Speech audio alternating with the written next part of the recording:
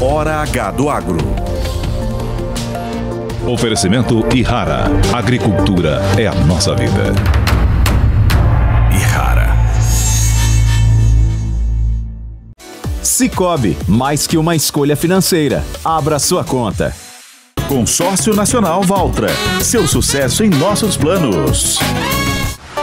Olá, sejam muito bem-vindos ao Hora H do Agro, um programa onde discutimos e analisamos os temas que mais importam para o agronegócio brasileiro. A partir de hoje, eu, Samidana, estarei à frente do programa, enquanto a jornalista Kellen Severo está em licença maternidade aí. Muito bem-vinda seja a Carmen, a filhinha que recém-nasceu.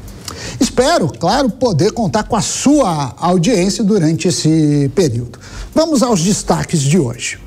Em encontro com o chanceler, Lula reitera a posição de uma só China. Já o país asiático afirma que quer unir obras do PAC com a nova Rota da Seda. Nós vamos entender se Lula está cada vez mais próximo dos chineses e principalmente os impactos no agro. Você vai ver também. Centrais sindicais da Argentina fazem primeira greve do governo Milei. Será que as manifestações devem frear os planos dele para o país? Já no agro, Brasil importa maior volume de leite em pelo menos 20 anos. A crise do setor leiteiro vai continuar nesse ano? Você acompanha estes e outros destaques a partir de agora no Hora H do Agro que está no ar. Nessa semana, a Argentina registrou sua primeira greve, desde que Milei assumiu a presidência do país. A paralisação foi convocada pela maior central sindical do país, que é a Confederação Geral do Trabalho. Na capital, Buenos Aires, os manifestantes se concentraram em frente ao Congresso, onde está sendo analisado um mega pacote proposto pelo governo de Milei. Entre as medidas que envolvem o agro está o aumento das tarifas de exportação, as chamadas por lá de retenções para produtos como soja e milho. Segundo a polícia, o ato reuniu entre 80 e 100 mil pessoas. Entidades ligadas ao agronegócio decidiram não aderir aos protestos, apesar de não estarem contentes com a proposta de Milei de elevar as taxas de exportação sobre alguns produtos agrícolas. Nas redes sociais, a Confederação Rural Argentina postou uma imagem que dizia, abre aspas, um país avança se permanecer em movimento. O campo não para, o caminho é o diálogo e a ação, fecha aspas. E ressaltou em outra postagem que os direitos de exportação ou as retenções de milho, girassol e outros produtos reduzem a renda e a competitividade. Já a Federação de Associações Rurais da região das Missões, junto de uma associação pecuária do país, postou a seguinte mensagem, aspas novamente, nas fazendas das Missões não paramos, queremos um país em movimento, fecha as aspas. Enquanto isso, a Confederação de Associações Rurais da Terceira Zona disse: não aderimos à paralisação programada para 24 de janeiro. Queremos um país mais próspero e uma Argentina mais forte. O engenheiro agrônomo e ex-subsecretário do Ministério da Agricultura da Argentina, Javier Patiño, explicou para a Hora H do Agro a proposta do governo Milei para elevar as taxas de exportação. Confira. O governo do presidente Milei está buscando elevar as tarifas de exportação dos principais produtos agrícolas do nosso país, principalmente milho, trigo, soja, cevada e girassol. No caso do trigo, do milho, cevada e girassol, haveria um aumento para 15% sem distinguir entre o grão e o produto industrializado. E no caso dos subprodutos da soja, como o óleo e o farelo, haveria um aumento de 31% para 33%. O farelo desde el 31 al 33%. Javier, qual a situação neste momento do projeto de lei que eleva as tarifas de exportação? O governo enviou o projeto ao Congresso. As comissões que tratam do projeto já deram parecer com forte divergência, principalmente na questão das tarifas de exportação. E agora, isso tem de passar na sessão do plenário dos deputados. A partir daí, deverá passar, se for aprovado, pela comissão do Senado e depois pelo plenário. Então, no melhor dos casos, se tudo correr bem, dentro de uns 15 dias, a lei que aumenta as tarifas de exportação estaria aprovada. Outros produtos como couro, laticínios, fruticultura, a produção de flores, horticultura, vinhos e o açúcar, estas pequenas economias ficarão sem tarifas de exportação. Quedarán sin derecho de exportación. E como o setor agrícola argentino está lidando, né, com esse possível aumento de retenções? É uma medida efetiva? Isso levou ao repúdio dos produtores agrícolas do nosso país, por parte das entidades que o representam e por muitos governadores, que veem que a produtividade da agricultura será afetada se essas tarifas de exportação forem implementadas. Quanto o governo pensa em arrecadar com isso? Originalmente se fala em $1,5 bilhão de dólares, mas o que é certo é que as tarifas de exportação terminam reduzindo a produtividade e no fim do dia se arrecada menos com as retenções do que se o governo deixasse a força produtiva do campo desabrochar e ter boa colheita, como teremos nessa temporada. Desarrollarse e lograr buenas cosechas como as que vamos a ter nesta campanha. Javier Patinho, engenheiro agrônomo e ex-membro do Ministério da Agricultura da Argentina, muito obrigado pela sua participação aqui no Hora H do Agro. Bom, para repercutir esse tema, nós temos aqui ele, Gustavo Segré, comentarista da casa, conhece tudo de Brasil e de Argentina. Segré, seja muito bem-vindo e eu já começo perguntando, essa greve na Argentina joga água no chope do Milei? Oi, Sami, que prazer estar aqui contigo. Não joga água. Quando você avalia a possibilidade de uma greve, que é um direito constitucional de todo trabalhador, você aduce a premissa de que tem alguma coisa a reclamar. No caso do Milei, estão reclamando pelas dúvidas do que virá, mas é mais política que econômica, porque foi organizada pela CGT, Central Geral dos Trabalhadores, que tem muito vínculo sindical, e que, a partir da lei, os sindicatos correm o risco de arrecadar 8% menos do que hoje. Mas não é 8% do que hoje arrecada, não. Os 8% dos salários que hoje arrecada cairia por terra. Então ninguém quer perder a arrecadação e por isso os sindicatos estão saindo na dianteira, fazendo a primeira greve geral em um governo que não completou 2 meses. E quando a gente faz a correlatividade e a comparação com o governo anterior, o desastroso governo de Alberto Fernandes, que terminou 2023 com mais de 200% de inflação, 45% de pobreza, 10% de extrema pobreza e tantos outros indicadores sociais e econômicos desastrosos, nenhuma greve foi organizada. Então você vê que é uma questão estritamente política para atrapalhar a vida do Milei e para pressionar o Congresso para que não aprove pelo menos grande parte das propostas do novo presidente argentino. Agora, Segré, uma coisa me chamou a atenção, é que o agro, ele não aderiu ao movimento, ele fala, olha, tem que ir pelo diálogo. Qual deve ser a leitura disso, né, dessa sinalização? Como você entendeu essa mensagem? Primeiro, Sami, eu acho que deveríamos avaliar uma outra questão que tem a ver com o perfil econômico do Milei. Ele é liberal, ele fala que é libertário, ou seja, um escalão mais liberal dos liberais. E mesmo assim, ele propôs 2 questões que vão contra o liberalismo.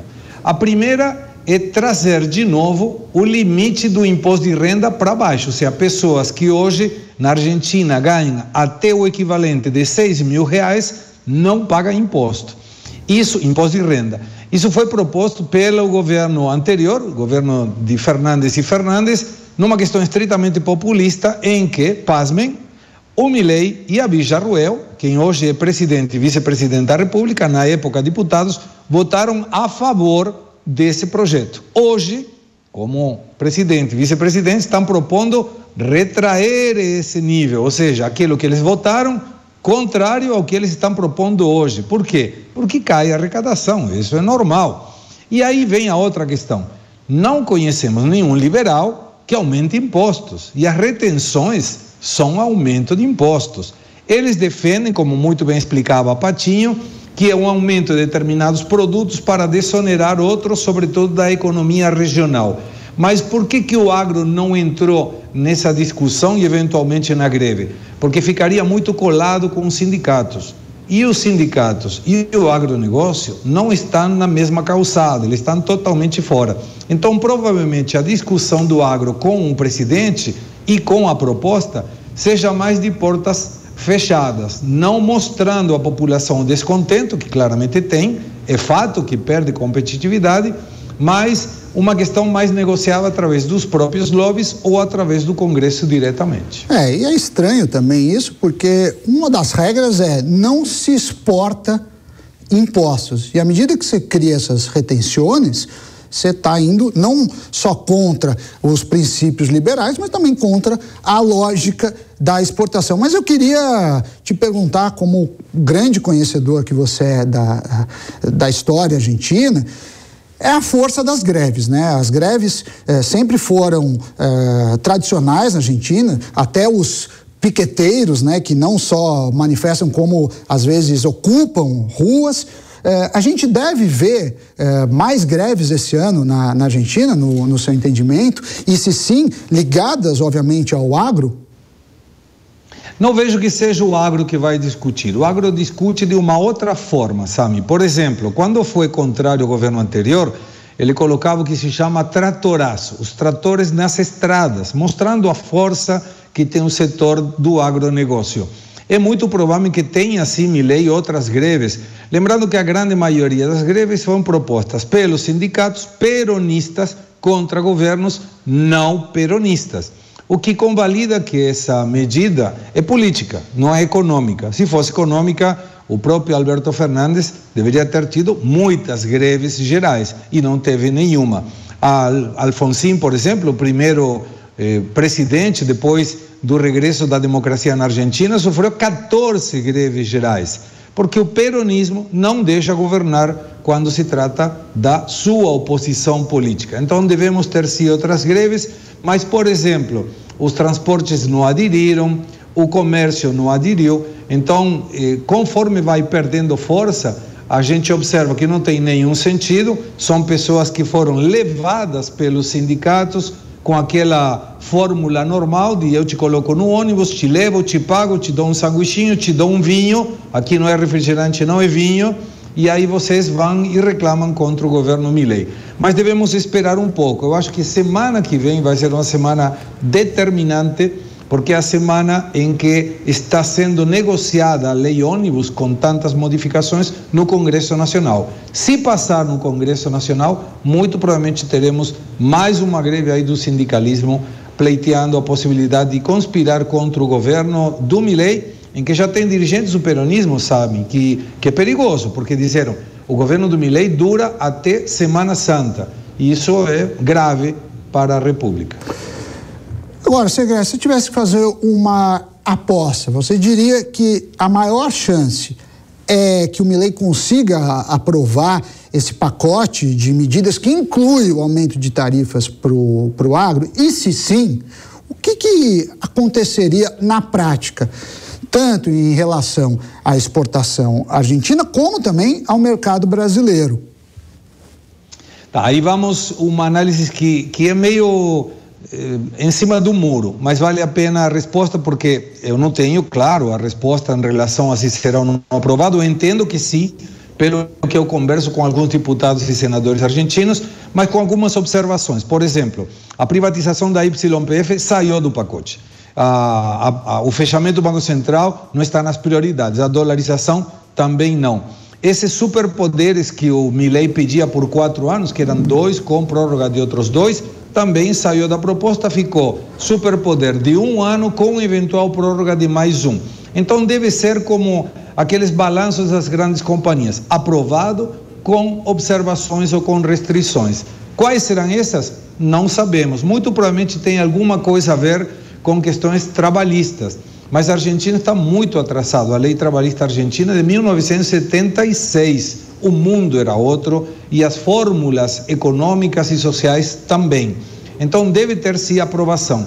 E quando tiver aprovação, vai ter um impacto, inicialmente, em tudo que tem a ver com o objetivo do déficit zero. O governo Milei, através do próprio presidente, o ministro da Economia Caputo, indicaram que isso não é negociável.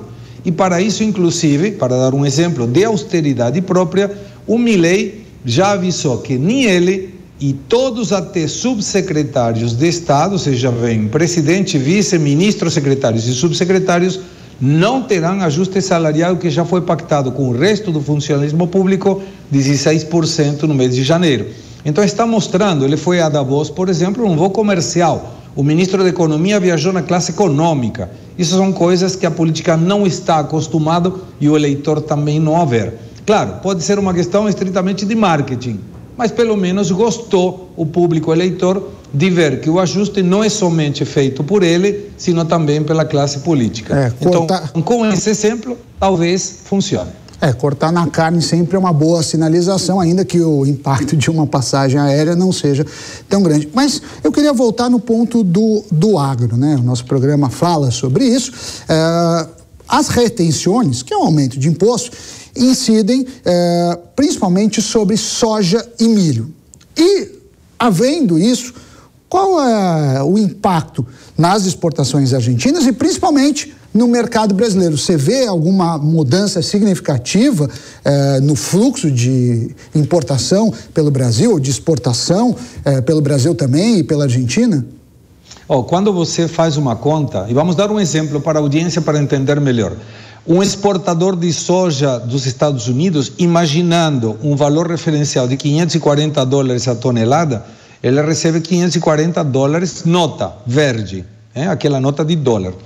No Brasil, ele receberia $513 por uma despesas que teria, sobretudo, bancárias. E na Argentina, em função do tipo de câmbio oficial, que está longe de ser o tipo de câmbio blue, o livre, ou que aquele que rige a economia, e pelas retenções que chegam a 35%, 31%, 33% e 35%, ele recebe aproximadamente $200. Então você vê que tem uma perda muito grande de competitividade. E aí, em termos desses dois produtos, Argentina e Brasil concorrem no mundo, mas eles não se vendem muito um para o outro, salvo que seja para industrialização. A Argentina importa algumas vezes soja do Brasil para industrializar e mandar para fora um produto mais elaborado. Então, qualquer perda de competitividade da soja argentina pode ajudar o Brasil a ganhar mercados no exterior. Uma melhora da produtividade da soja e do milho da Argentina pode restringir a venda brasileira no exterior, porque nesses dois produtos a Argentina, se não fosse pelas retenções e por um tipo de câmbio atrasado, tem muita mais competitividade, por menos por enquanto. Gustavo Segré, comentarista aqui da casa, muito obrigado pela sua participação e claro que você é sempre bem-vindo aqui no Hora H do Agro. Até a próxima, tchau, tchau. Muito obrigado, até a próxima, Sam. Nessa semana, os agricultores da Europa voltaram a se manifestar. No sudoeste da França, produtores rurais jogaram pneus, terra e esterco em uma estação ferroviária. Já em outra região, os agricultores despejaram chorume em um prédio do governo enquanto um caminhão carregava uma placa que dizia: "Nosso fim será sua fome". Além disso, rodovias de diversas regiões do país foram bloqueadas por tratores em um movimento que começou há algumas semanas na Alemanha. Os agricultores reclamam do alto custo de produção associado a metas de redução das emissões de carbono e preço dos combustíveis. Alguns deles, inclusive, foram até Bruxelas protestar em frente à sede do Parlamento Europeu. Em resposta aos protestos, a presidente da Comissão Europeia, Ursula von der Leyen, abriu diálogo com grupos agrícolas e ONGs. Temos algumas imagens aí para vocês verem o que aconteceu. Para o secretário do Ministério do Meio Ambiente, Eduardo Lunardelli, o governo europeu não deve se convencer de que o plano verde do bloco não funciona. Confira. Seriam esses protestos dos produtores rurais europeus, deflagrados na Alemanha, em reação à imposição do imposto de carbono sobre o diesel, e que se espalhou pela Europa, inclusive na França, onde os produtores rurais são muito fortes, suficientes para convencer os governos europeus de que o plano verde do bloco não irá funcionar? Eu creio que não, e a razão é muito simples. Geralmente, a eficácia das políticas públicas não é a primeira motivação dos governantes, mas sim o apoio político que eles obtêm ao implementá-las. Eu creio que, no caso específico do Plano Verde, dessas questões climáticas e ambientais, a grande parte da população europeia continua acreditando que a humanidade esteja na iminência de um colapso civilizacional causado por mudanças climáticas antropogênicas. Nesse cenário, por exemplo, é razoável supor que a ovelha, que é um ruminante, é corresponsável pelo colapso. Vale a gente observar que é capaz que essas instabilidades e essas revoltas populares continuem. Não faz poucas semanas nós vimos gigantescas manifestações de muçulmanos, seguidas na sequência por manifestações em reação a essas manifestações, e agora as manifestações dos produtores rurais. Portanto, a gente eu acho que é razoável supor que a gente venha a ver mudança de governos, não é? O que já vem acontecendo. Mas ainda assim, na minha opinião, isso não será suficiente. Na Holanda, a mesma coisa. O Wilders, que é um político que ganhou as eleições recentemente, o seu partido não teve mais de 20% dos votos. Portanto, para chegar a 51% ou 50% do parlamento de forma que possa formar governo, ele terá que necessariamente chamar pessoas que defendem essas mesmas políticas. Então fica aqui a pergunta, em se tratando de um continente onde a maior parte dos governos são parlamentaristas, tem essa natureza, e em cima desses governos você tem uma estrutura supranacional da União Europeia, que tem muita força na distribuição de verba e imposição de suas vontades, seria esse sistema suficiente para fazer frente a essas insatisfações que a gente tem visto cada vez mais presentes na Europa? A ver, não sabemos. Tá certo. Mudando de assunto agora, o último fim de semana foi marcado pela visita do chanceler chinês ao Brasil. O representante do país asiático se encontrou com membros do Itamaraty e também com o presidente Lula. E, na ocasião, o governo reafirmou a existência de, abre aspas, uma só China, fecha aspas, que é o reconhecimento diplomático da posição de Pequim de que existe apenas uma China no mundo e que Taiwan faz parte dela. Entre os assuntos abordados estavam temas como relações comerciais e diplomáticas entre os dois países. Na área de investimento foi discutida a possibilidade de união das obras do novo PAC, relançado no ano passado, com a iniciativa do Cinturão e Rota, conhecida como a Nova Rota da Seda. E para analisar esse tema, eu recebo aqui Alexandre Pires, professor de Relações Internacionais do IBMEC, e Luiz Felipe de Orlans, que é deputado federal e cientista político. Os dois sejam muito bem-vindos aqui ao Hora H do Agro. Vou começar com o Alexandre e vou repetir depois a pergunta para o deputado. Alexandre, parece que o governo Lula está mais próximo da China. Está correta essa leitura? E o que a gente deve ver? Uma aproximação ainda maior nos próximos meses? Qual a sua opinião? Primeiramente, obrigado pelo convite, prazer estar aqui. Olha, o governo Lula, ele tem já, desde o Lula 1, priorizado essa aproximação com a China, né? Ou seja, o primeiro ato que indica isso é quando o Brasil reconhece a China como economia de mercado na OMC lá em 2004, em outubro, né? Ou seja, isso não é uma postura, por exemplo, dos Estados Unidos, que não reconhece até hoje a China como economia de mercado, e mesmo ali o bloco europeu também não, né? Ou seja, isso permite que eles façam retaliações quando vejam práticas não competitivas, por exemplo, o dumping, permitindo que os Estados Unidos, de um dia para outro, sobretaxem produtos chineses. O Brasil não pode mais fazer isso desde 2004, porque tem que passar pelas instâncias da Organização Mundial do Comércio, da OMC. Então, isso já indicou ali um caminho de aproximação, né? Na sequência, o Brasil cedeu também como no caso do alto embargo com relação ao mal da vaca louca, né, as dificuldades de declaração de zonas livres de febre aftosa, que nunca são conseguidas, né, e isso foi caminhando até o ano passado, em que, com relação à guerra da Ucrânia e Rússia, né, o que o Brasil falou e as resoluções que o Brasil propôs enquanto presidia o Conselho Geral da ONU, né, a Assembleia Geral, ele praticamente chancelava as ideias da China e da Rússia, né? E depois nós tivemos o caso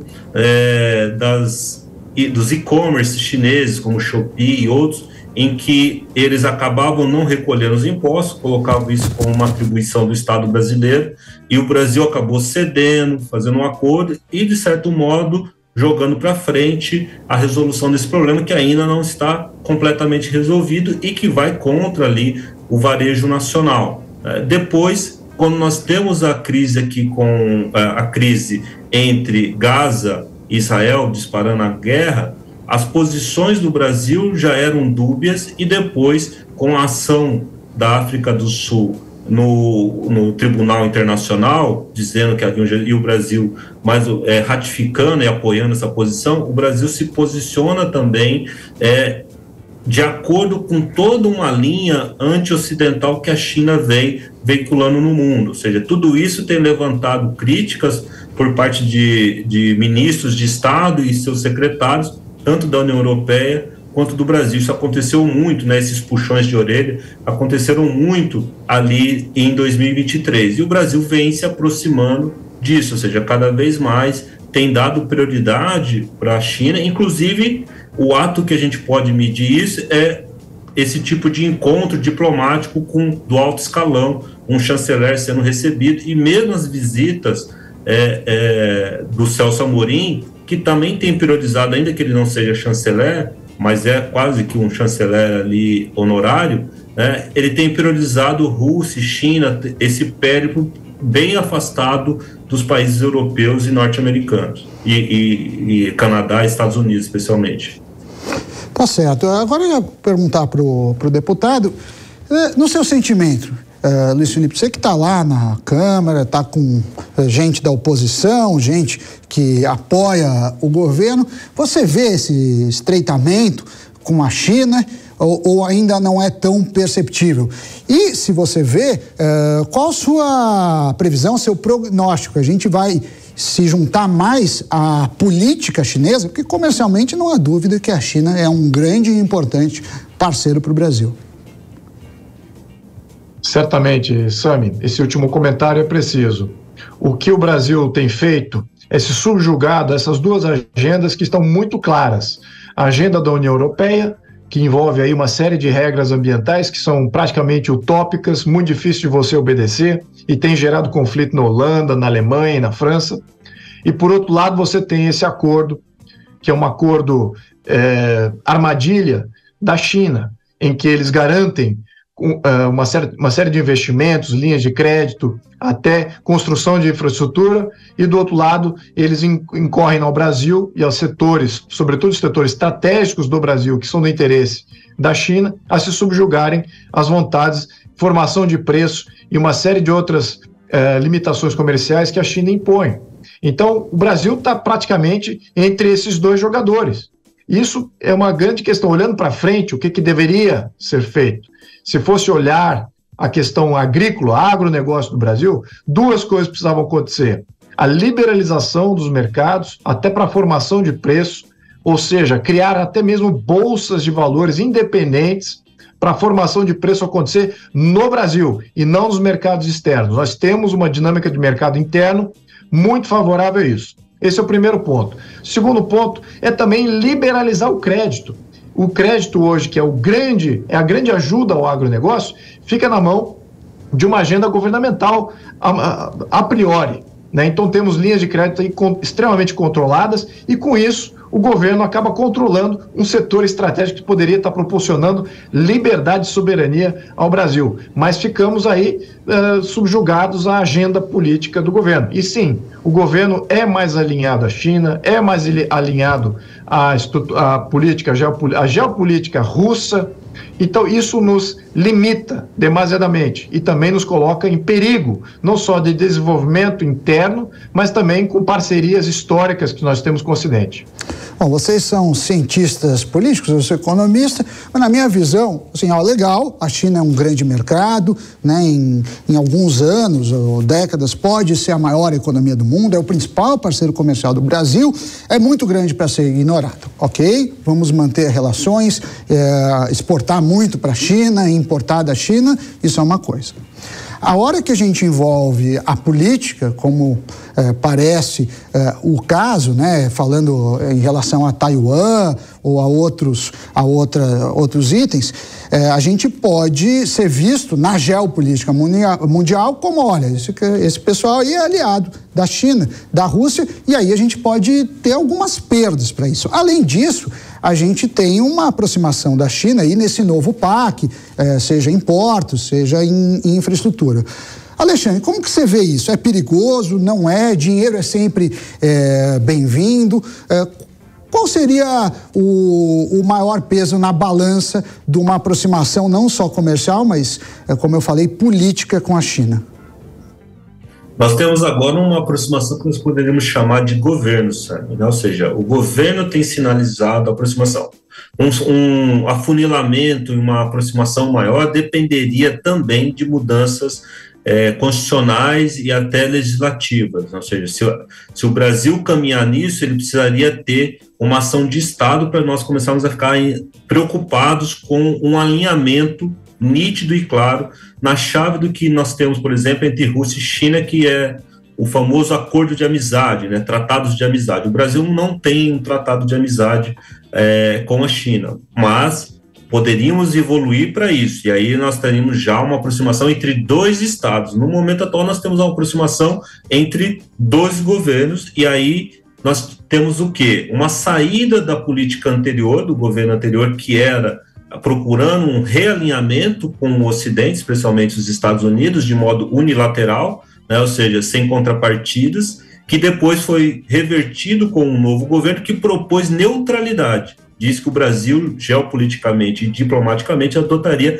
neutralidade, mas neutralidade significa equidistância, ou seja, é uma equidistância com relação às potências. Eu negocio com todos, não privilegio nenhum, e busco ali ter as maiores vantagens. Vários países adotam isso, pegando em desenvolvimento, o caso mais notório é a Índia, né, que é um grande opositor da China do ponto de vista geopolítico, mas conversa com todos. O Brasil tem sinalizado desde o ano passado, e não é a minha visão, nós vemos isso por fatos diplomáticos, uma aproximação com a China que foi já criticada, né, pela diplomacia, como eu disse, do Atlântico Norte. Então, o Brasil tem mostrado nos fatos que ele está se alinhando a esse outro bloco. E o risco, como você falou, é grande? Sim, é enorme. Várias tecnologias, inclusive no setor agrário e também em outros setores como industrial, militar, dependem da autorização de governos europeus e de governos americanos para que isso possa ser feito. Eu lembro o caso ali, quando o Brasil se recusou a fornecer munição na parceria com a Alemanha retalia na sequência proibindo algumas exportações da indústria militar brasileira, né? Ou seja, então, quando você se aproxima com a China, nós não podemos esquecer que nós temos várias dependências com os países ocidentais, no nível econômico, tecnológico, e claro, nós temos um outro sinal preocupante, né? Ou seja, o governo também já falou que não ia fazer grandes esforços para se aproximar da OCDE, ou seja, que é o clube ali de países mais desenvolvidos. Ou seja, tudo aquilo que nós estávamos caminhando praticamente entrou em compasso de espera, né? E claro, para nós entrarmos na OCDE, nós temos que mudar nossa legislação para ela ficar mais convergente com a legislação do Atlântico Norte. Se a gente para com isso, nós vamos começar a mudar nossa legislação para qual sentido, para qual direção? E o mundo está vendo, né? Não basta só conversa, né, Sandro? Ou seja, as pessoas veem as ações. É preocupante, pelo menos como economista, enxergo muita preocupação nisso. Não me agrada, né, como a China conduz problemas como liberdade de expressão e outras liberdades, e, como você mesmo disse, poderíamos ficar numa posição de neutralidade, fazendo negócios com a China, não dando as costas para o bloco ocidental, mas infelizmente não é isso que está acontecendo. Mas, já que o programa fala de agro, minha pergunta vem nesse sentido. Esse interesse de unir as obras do PAC com a rota da seda vai beneficiar o agro? O PAC é um volume absurdo de investimento que o governo não é capaz de fazer sozinho. Então ele precisa de parceiros. Sou totalmente contra o PAC. Esse tipo de plano nacional nunca funcionou. Só gera crise e uma série de elefantes brancos incompletos, um dispêndio absurdo de dinheiro público. Independente disso, ele vê que já tem rombo nas contas públicas. Então, como é que ele vai financiar isso se não tem recursos próprios? Vai ter que abrir.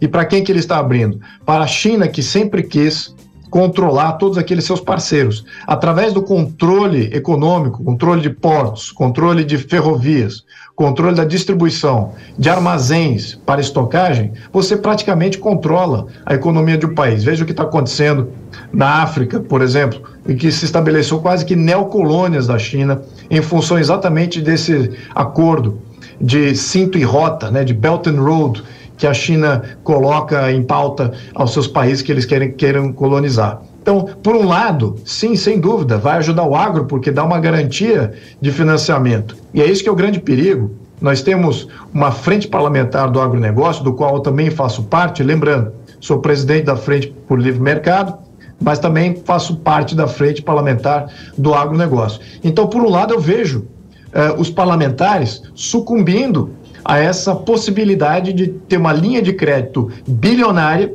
vindo para favorecer o Brasil. Claro que a infraestrutura do Brasil vai servir majoritariamente aí para o agro, sobretudo no escoamento dessa produção que vale a pena para a China. Então o agro está beneficiado. Então, do ponto de vista de aceitação isso internamente, de voto, isso vai dividir o Frente Parlamentar do Agronegócio. Tem aqueles que vão mais pelo sentido corporativista e vão apoiar esses acordos internacionais que facilitam o crédito imediato, e vão ter aqueles da oposição, como eu, que vamos falar, olha, isso aqui vai prejudicar a nossa liberdade econômica com vários outros parceiros. Vai subjugar a nossa estratégia do agronegócio, até acho que nem temos uma estratégia do agronegócio, como eu mencionei, temos que liberalizar esse mercado para que a gente possa exercer a nossa soberania, nosso poder de barganha junto aos outros grandes jogadores. O que está acontecendo é exatamente isso, é a subjugação do Brasil frente a esses acordos. Então nós não temos uma proposta nossa, vindo do nosso âmago, das nossas vontades. O que eu estou propondo aqui? Temos que liberalizar o mercado do agronegócio e temos que fazer acordos bilaterais. E não é o governo o grande intermediador desses acordos. Esses acordos têm que ser feitos setorialmente, com agentes internos aqui, independente do governo. E nada disso é o que foi construído. Muito pelo contrário, o governo está se colocando como um intermediador do agronegócio, cada vez mais controlando o agronegócio brasileiro e entregando esse agronegócio a quem paga mais ou a quem ajuda o governo. Então é isso que está acontecendo. Então temos que combater isso. Eu, da oposição, vamos colocar isso, mas já coloco aqui que a Frente Parlamentar do Agro vai estar dividida porque metade, uma boa parte dela, ela peca por atender sempre os interesses corporativistas. Bom, vamos ficar de olho. Alexandre Pires, professor de Relações Internacionais do IBMEC, e Luiz Felipe de Orlans, que é deputado federal e cientista político, muito obrigado pela participação aqui no Hora H do Agro. Depois do intervalo, você vai ver. O Brasil importa maior volume de leite em pelo menos 20 anos. Será que a crise do setor vai continuar? Você acompanha esses destaques daqui a pouco. Eu volto já já.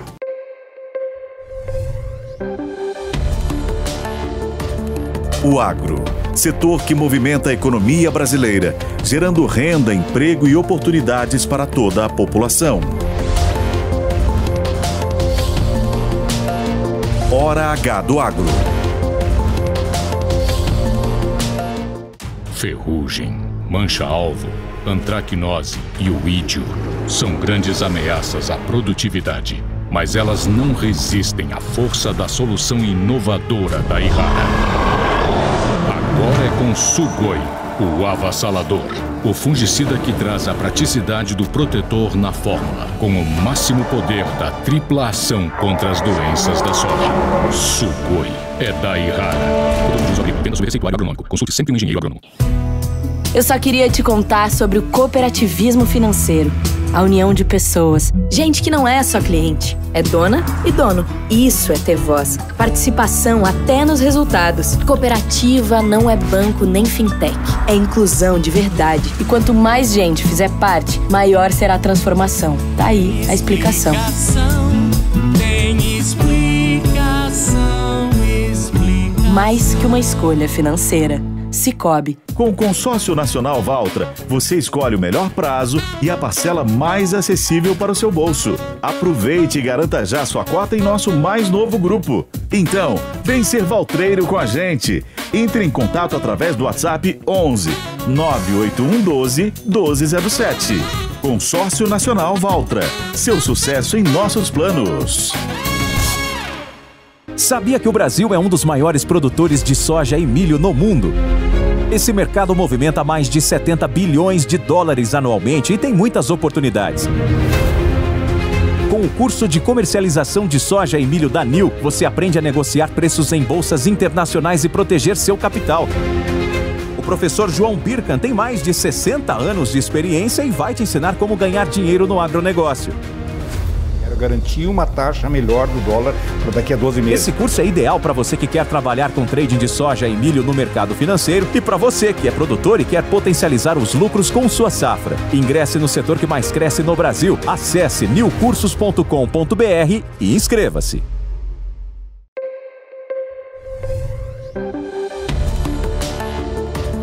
O agro, setor que movimenta a economia brasileira, gerando renda, emprego e oportunidades para toda a população.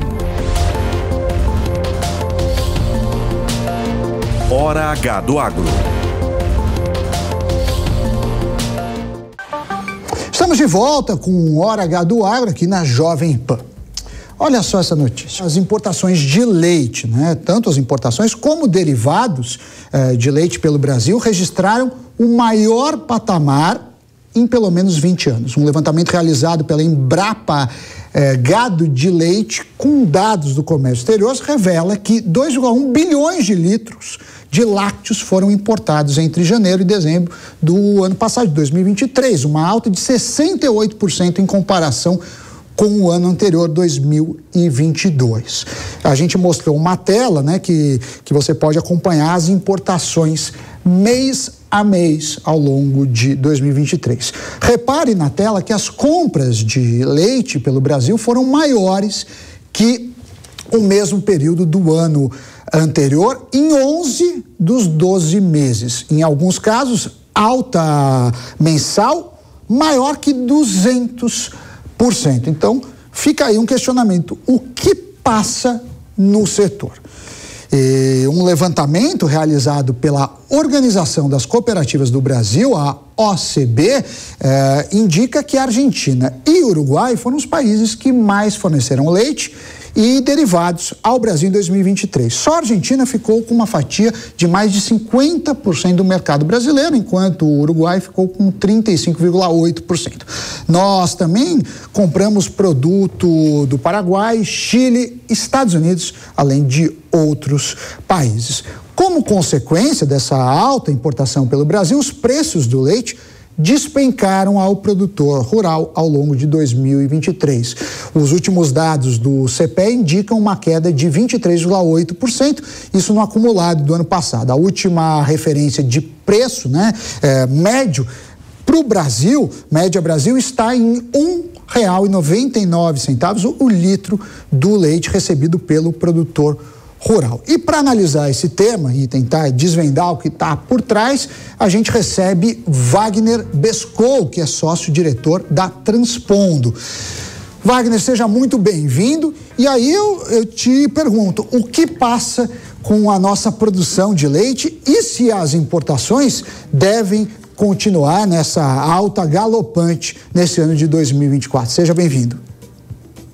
Obrigado, Sami.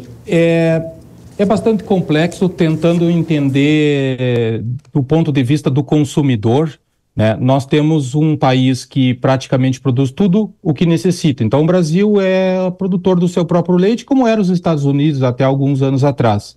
Então, nossas importações, elas giram de 0, 2 a no máximo 4% do volume consumido aqui. em anos normais. Esse é o nosso histórico.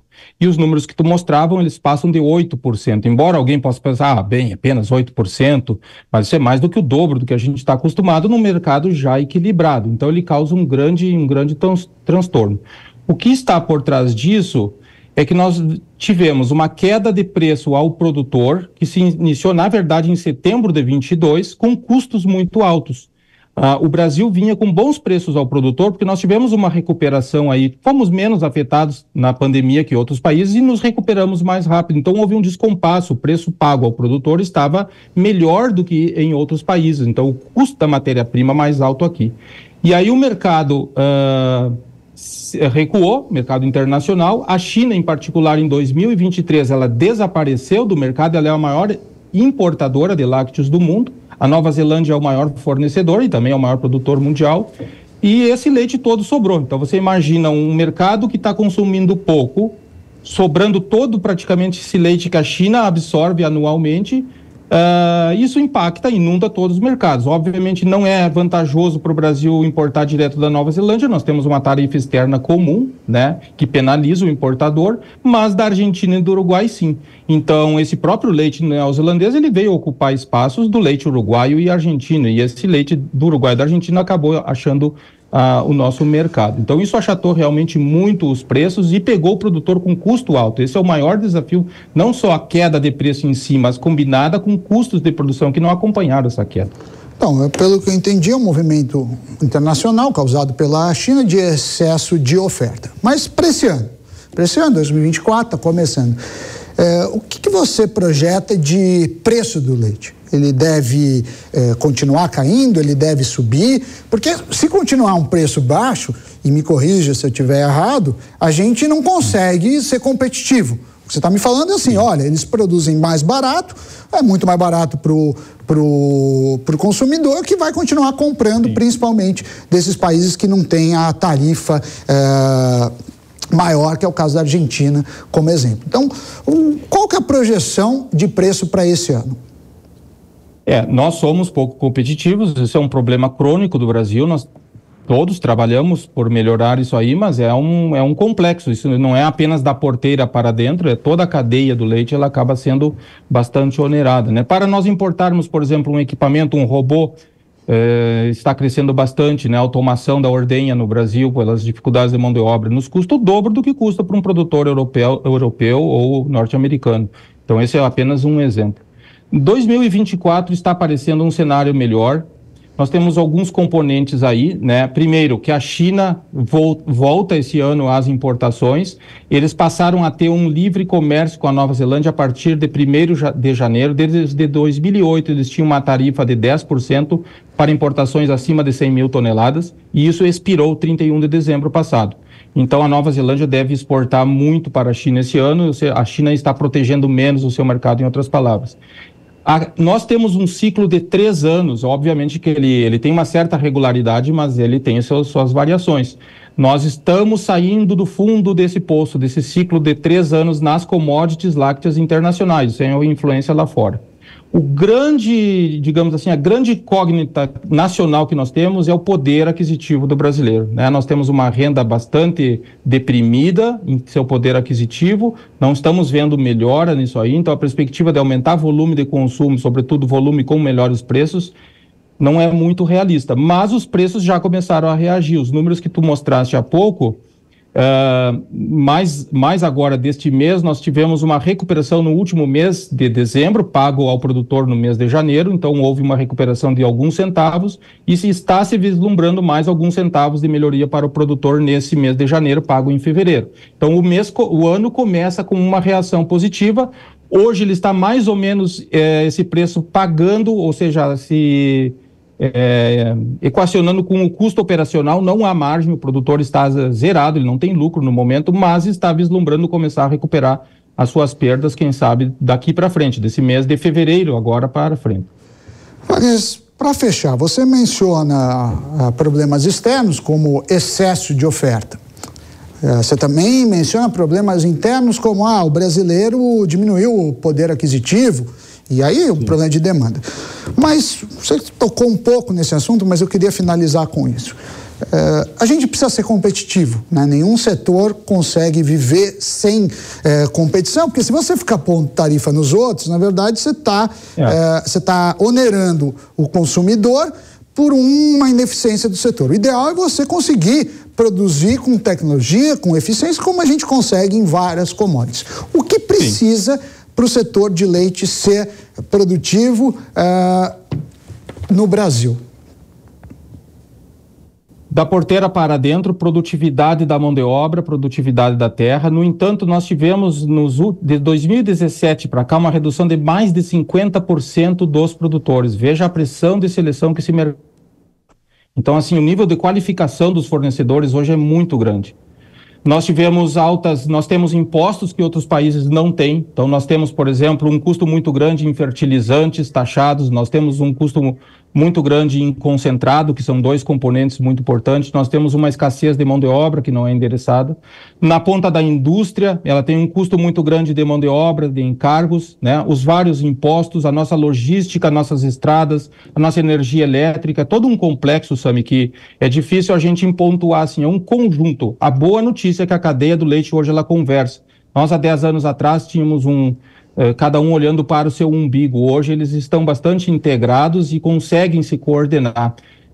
Eu creio que falta talvez uma maior compreensão da estratégia de Estado, né? Competitividade nós precisamos ter, mas, por exemplo, esses 10% de tarifa que a China tinha até o presente momento, desde 2008, era para proteger o seu mercado. Sim. Então, estrategicamente, mesmo dentro das regras do jogo, há momentos que se justificam certas proteções, né? E isso é um assunto bastante delicado, mas... Sem dúvida. Wagner, 30 segundos, o pessoal está pedindo aqui da audiência. Crise do setor continua nesse ano? Ou é o que você falou, a gente está começando a sair, mas ainda será um ano desafiador?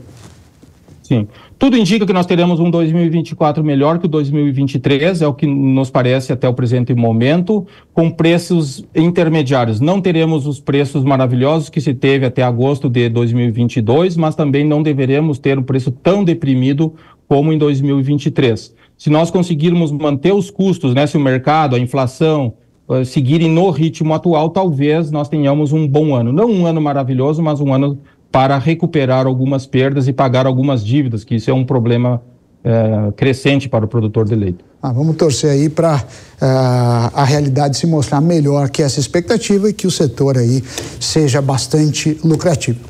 Wagner Bescol, sócio-diretor da Transpondo, muito obrigado aí pela sua participação aqui no Hora H do Agro. É um prazer. O Escritório de Meteorologia da Austrália atualizou nessa semana as projeções para o El Niño. Segundo a agência climática, o fenômeno continua a impactar a atmosfera e o regime de chuvas.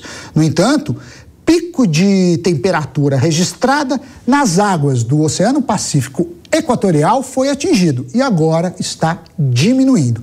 O indicador da agência revela que em fevereiro a perspectiva é que o El Niño continue atuando. Porém, em abril, a projeção é que o clima esteja sob influência de neutralidade climática. Esse tema importa e muito para o agro. A gente sabe que o fenômeno El Niño foi o responsável pela redução da safra de soja.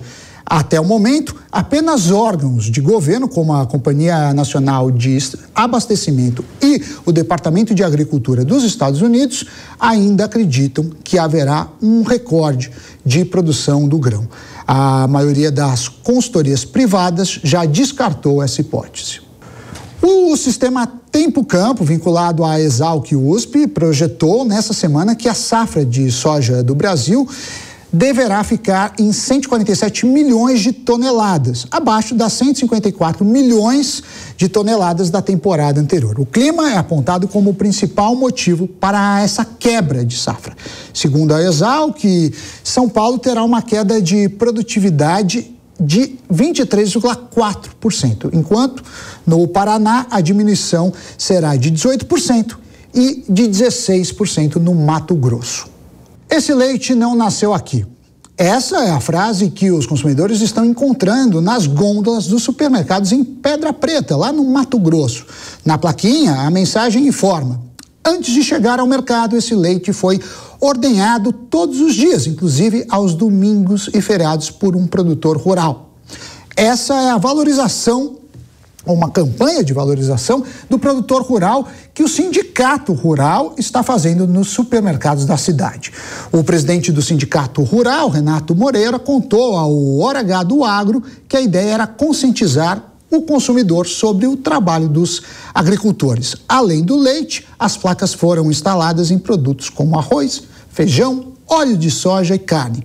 As imagens estão sendo compartilhadas nas redes sociais e a ideia deu tão certo que outros sindicatos rurais pretendem adotar.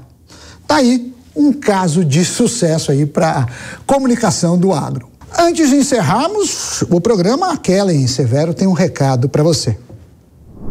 Atingir a máxima produtividade do milharal é, sem dúvida, um desafio, concorda? É por isso que a Yara trouxe o Apsi, um novo herbicida com tecnologia inédita para o Brasil no combate às daninhas da cultura do milho. Apsi é um herbicida pós-emergente para melhor controle de capim, pé de galinha, amargoso e muito mais. Com um amplo espectro, Apsi controla gramíneas e folhas largas, deixando a sua lavoura no limpo e resultando em maior produtividade. A formulação pronta e de baixa dosagem oferece mais praticidade e economia, além de contar com a tecnologia inédita que promove uma eficácia maior em relação aos demais herbicidas do mercado. Com Apsi, quem chega ao topo é o milho e não as daninhas. Saiba mais acessando o site yara.com.br ou pelo QR Code que está aparecendo na sua tela. O Hora H do Agro fica por aqui e nos vemos semana que vem. Tchau, tchau.